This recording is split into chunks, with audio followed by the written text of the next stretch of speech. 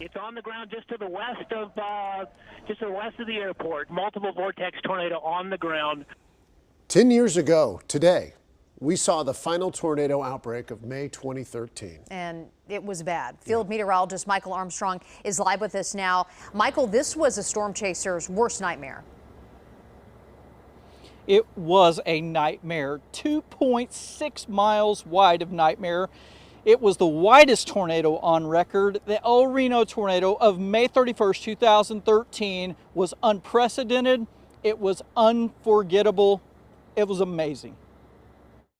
It was very, very high end. The most intense tornado that we've ever observed with any of our mobile radars. Dr. Jeff Snyder, a research meteorologist with the National Severe Storms Laboratory in Norman, worked with a University of Oklahoma Raxpol mobile radar team that day. This big antenna dish on the back of the radar truck spins a full revolution, 360 degrees, a full circle, every 2 seconds. Jeff, Dr. Howie Bluestein, and the Raxpol team saw things they had never seen before. The wind field was well over 2 miles in size. We knew the winds were at or above 300 miles an hour. The massive wedge tornado had dangerous smaller vortices inside it that weren't that small, and there were lots of them. So these are like small tornadoes with their own swirling wind that are moving 170 miles an hour around the larger center of circulation.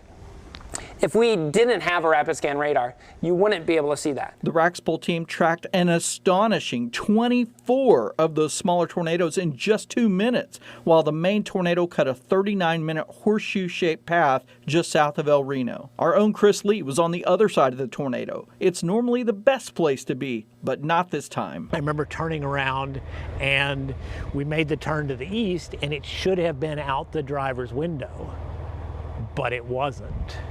Chris, we're looking at the tornado right now. Okay, so it's right in front of you. That is pretty close. It's on the ground just to the west of the airport. Multiple vortex tornado on the ground right now, south and west of El Reno. The circulation suddenly and unexpectedly expanded to nearly 3 miles wide. It was like being on a merry-go-round, and on a merry-go-round, instead of horses going around the outside, it was tornadoes. Storm chasers, first responders, residents scrambled to escape. Chris made it out. Not everyone did, though. All 8 people who were killed by the tornado died in a vehicle that day, including members of the Twist-X storm chasing team. 30 years into chasing storms, I had to reevaluate and say, okay, I'm going to have to give them more room because I can't put myself in that position. I can't be a statistic. I have to be doing this in a way that is not putting myself in danger. Chaos and fear only increased. 5 to 6 inch diameter hail, bigger than softballs, punched holes in people's roofs in El Reno. We could see the sense of fear and worry in everybody else's eyes, especially as we moved into Oklahoma City. We were still following the supercell. Then came the final dagger and the deadliest part of the storm, flash flooding. We actually had more people that died in flash flooding that evening and overnight. How do we tell people to both get low and get high? It was the single most challenging storm, without question, that I've ever dealt with.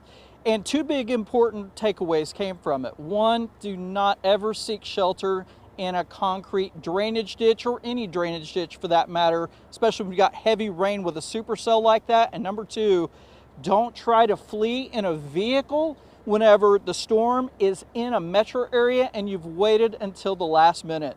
Field meteorologist Michael Armstrong, KOCO 5 News, back to you.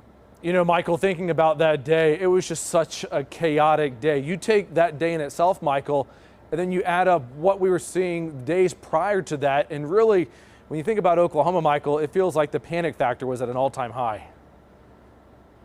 Absolutely, Damon. You're right about that. And it culminated, it built, and no, it didn't happen in a vacuum. We were all dealing with the effects of that whole really last half of the month and just the trauma of what happened on May 20th at Plaza Towers. And, it was just, like we said, I think unprecedented is the best word we can come up with. I would say, Michael, that I think a lot of us in that 2-week period saw more severe weather than we may ever see in a lifetime. But